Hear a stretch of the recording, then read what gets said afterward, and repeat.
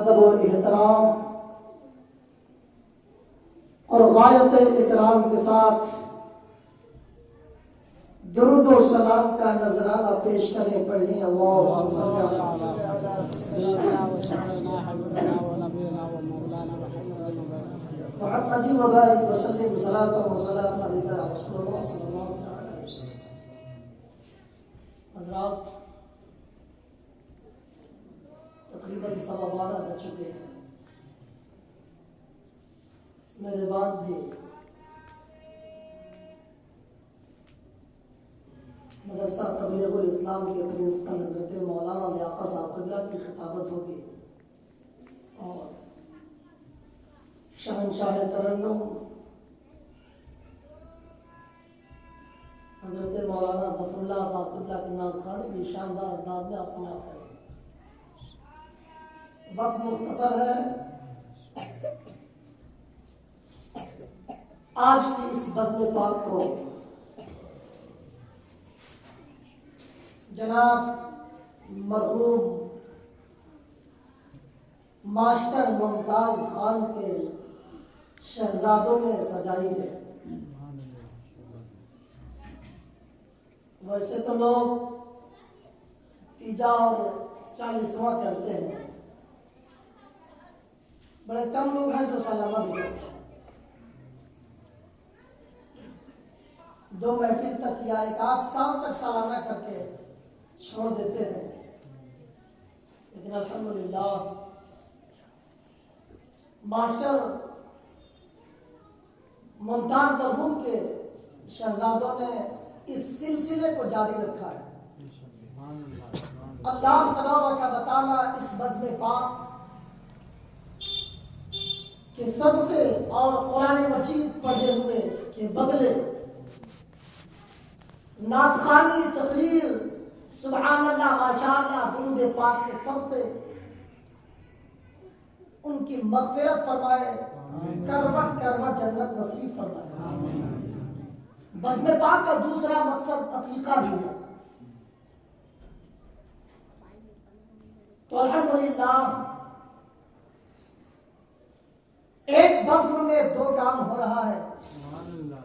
یہ اللہ کا شکر ہے کہ کم از کم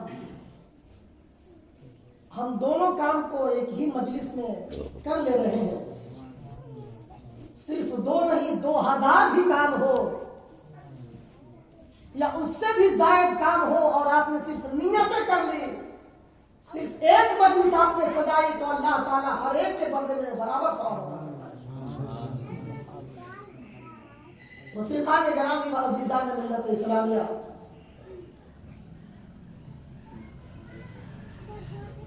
میں نے قرآن مجید کی جو تلاوت کی، اللہ وحدہ لا شریک نے ارشاد فرمایا،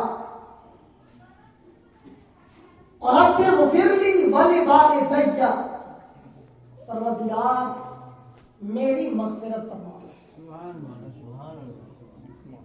مجلس پاک انسان کراتا ہے، تقریر ہم کرتے ہیں، مجلس مرحوم کے نام سے سجائی جاتی ہے، لیکن دعا پہلے ہم اپنے آپ کے لیے کرتے ہیں. اور رب اغفر لی، اے میرے پالنہارا خداوند پاک میری مغفرت فرما. والدین، اور میرے والدین کریمین کی مغفرت فرما. جناب امتیاز اور ان کے بھائیوں نے مجلس سجائی. انہوں نے یہ دعا کی، مولا میری مغفرت فرما، بعدہ والدین کریمین کی مغفرت فرما. پیسہ ان کا لگ رہا ہے، کھانا ان کا لگ رہا ہے، گھر ان کا ہے، مائک ان کا ہے، سب کچھ ان کا ہے. اپنے لیے دعا کی، والدین کے لیے دعا کی، یہ صحیح، مگر اسلام کا تقاضا یہ ہے، رب رحمان کا فرمان یہ ہے کہ صرف اپنے لیے اور والدین ہی کے لیے نہیں،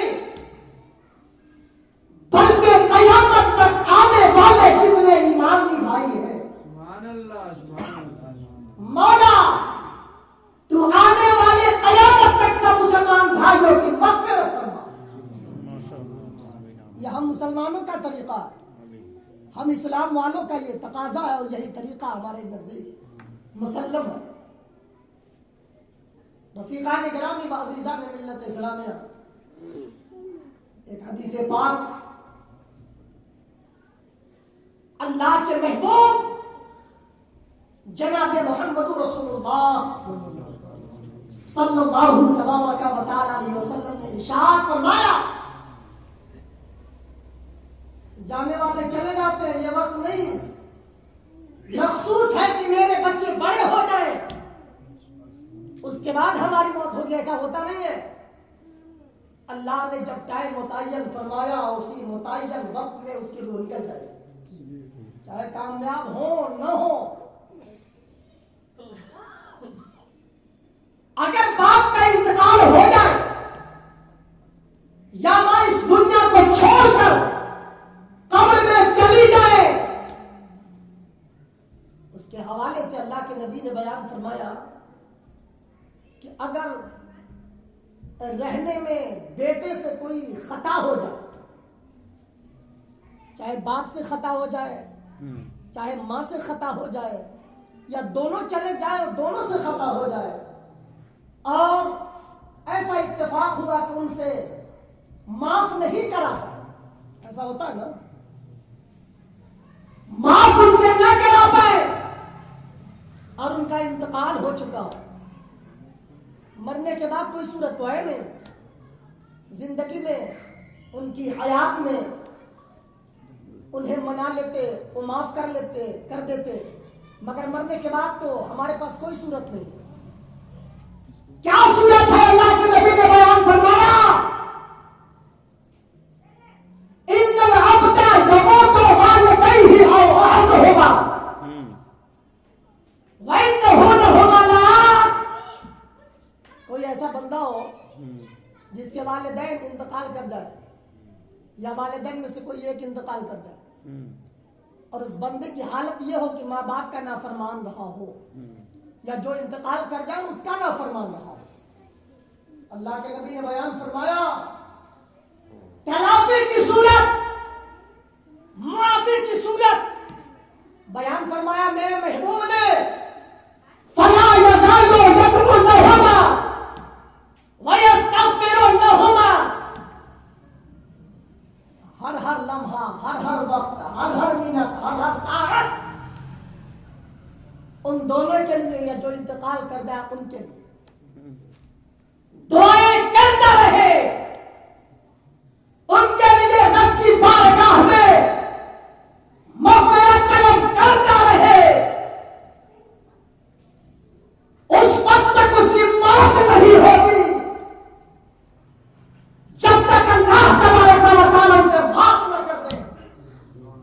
تو رفیقان گرامی و عزیزان ملت اسلامیہ، فائدہ یہ ہوگا رب کی بارگاہ میں والدین مرحومین کے لیے دعائیں کرتا ہو، اللہ ان کی بھی مغفرت فرمائے گا اور معافی کی بھی صورت نکل جائے گی اور سارے مسلمانوں کے لیے بھی دعائیں خیر ہوگی۔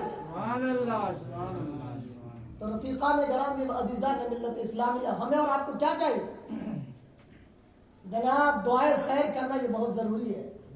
اللہ نے ارشاد فرمایا قول معروف ومغفرۃ خیر من صدقۃ یتبعها، اللہ نے ارشاد فرمایا اچھی بات کہنا اور دعائیں مغفرت کرنا یہ صدقہ دینے سے بھی بہتر ہے۔ تو میرے عزیزوں، والدین کریمین جب تشریف لے جائیں ان کے حق میں ہمیں اور آپ کو ہمیشہ دعائیں کرتے رہنا۔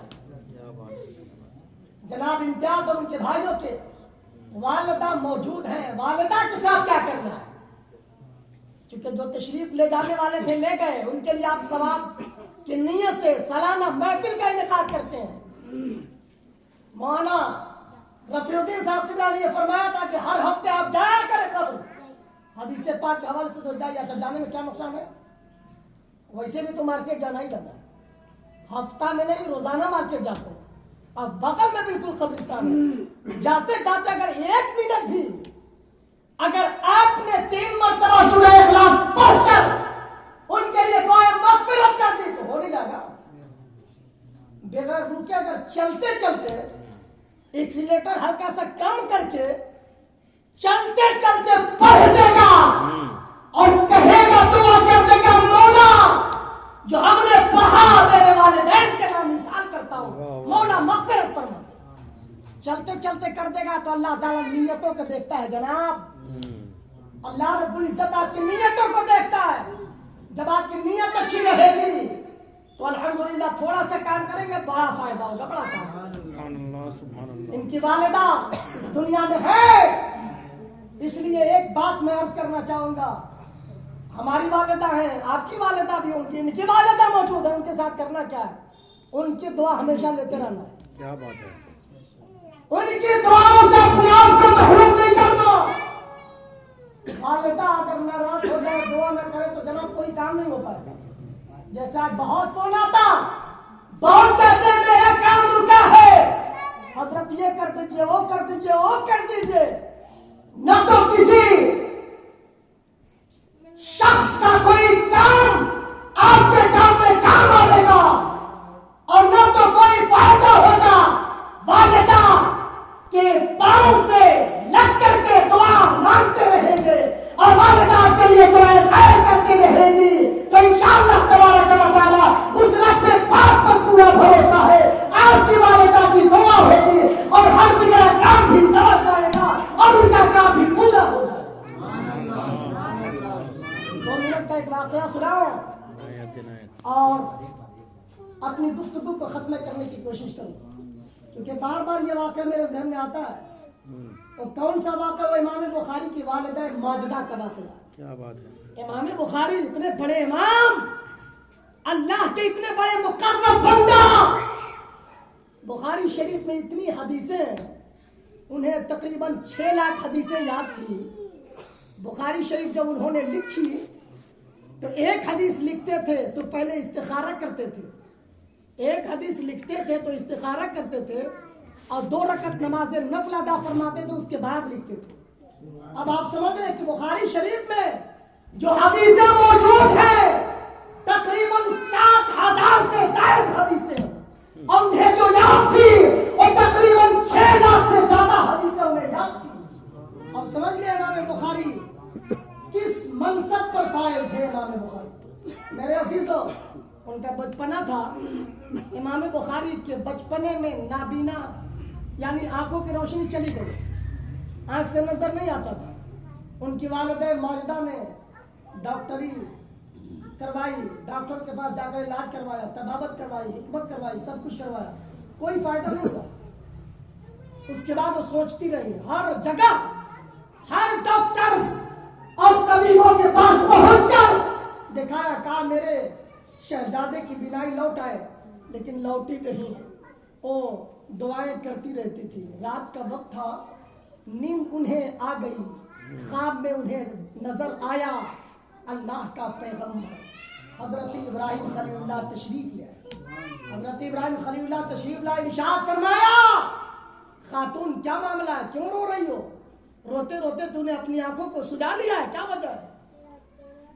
ان کی والدہ ماجدہ نے عرض کیا حضور میرے شہزادے کی بینائی چلی گئی ہے, محمد بن اسماعیل کی آنکھ کی روشنی چلی گئی ہے, علاج کروایا فائدہ نہ ہوا, طبابت کروائی کوئی فائدہ نظر نہیں آیا, اس لیے ہم رو رہے ہیں اور یہی افسوس ہے. حضرت ابراہیم خلیل اللہ علیہ الصلوۃ والسلام نے بشارت عظمی دی, ارشاد فرمایا جا رب کی طرف سے یہ حکم ہے تیرے بیٹے کی بینائی لوٹ آئی ہے, آنکھوں کی روشنی واپس آ گئی. والدہ ماجدہ اٹھتی ہے, پہلے جاتی ہیں, دیکھتی ہیں شہزادے کی آنکھ کا کیا حال ہے. جانے کے بعد جب دیکھا شہزادے کی آنکھ پر جب روشنی پڑی, نظر پڑی, دیکھا